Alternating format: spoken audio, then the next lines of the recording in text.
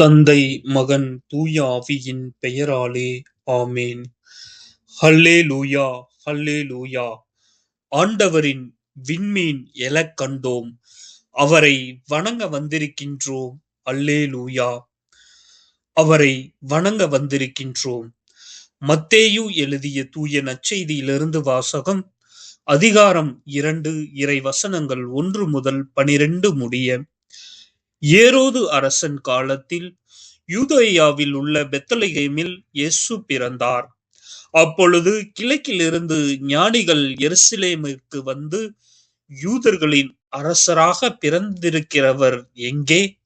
அவரது விண்மீன் எழக் கண்டோம். அவரை வணங்க வந்திருக்கின்றோம் என்றார்கள். இதை கேட்டதும் ஏரோது அரசன் கலங்கினான். அவனோடு எருசலேம் முழுவதும் கலங்கிற்று. அவன் எல்லா தலைமை குருக்களையும் மக்களிடையே இருந்த மறைநூல் அறிஞர்களையும் ஒன்று கூட்டி, மெசியா எங்கே பிறப்பார் என்று அவரிடம் விசாரித்தான். அவர்கள் அவரிடம், யூதேயாவில் உள்ள பெத்லகேமில் அவர் பிறக்க வேண்டும். ஏனெனில் யூதா நாட்டு பெத்லகேமே, யூதாவின் ஆட்சி மையங்களில் நீ சிறியதே இல்லை. ஏனெனில் என் மக்களாகிய இஸ்ரேலை ஆயரென ஆள்பவர் ஒருவர் உன்னிலிருந்தே தோன்றுவார் என்று இறைவாக்கினர் எழுதியுள்ளார் என்றார்கள்.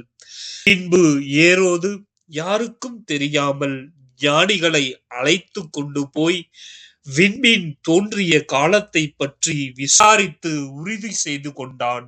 மேலும் அவர்களிடம், நீங்கள் சென்று குழந்தையை குறித்து திட்டவட்டமாய் கேட்டு எனக்கு அறிவியுங்கள். அப்பொழுது நானும் சென்று அக்குழந்தையை வணங்குவேன் என்று கூறி அவர்களை பெத்லகேமிற்கு அனுப்பி வைத்தான். அரசன் சொன்னதை கேட்டு அவர்கள் புறப்பட்டு போனார்கள். இதோ, முன்பு எழுந்த விண்மீன் தோன்றி குழந்தை இருந்த இடத்திற்கு மேல் வந்து நிற்கும் வரை அவர்களுக்கு முன்னே சென்று கொண்டிருந்தது. அங்கே நின்ற விண்மீனை கண்டதும் அவர்கள் மட்டில்லா பெருமகிழ்ச்சி அடைந்தார்கள்.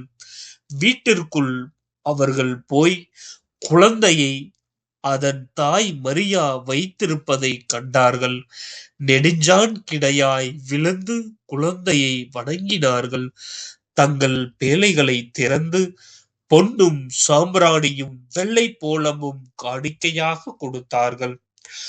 ஏரோதிடம் திரும்பி போக வேண்டாம் என்று கனவில் அவர்கள் எச்சரிக்கப்பட்டதால் வேறு வழியாக தங்கள் நாடு திரும்பினார்கள்.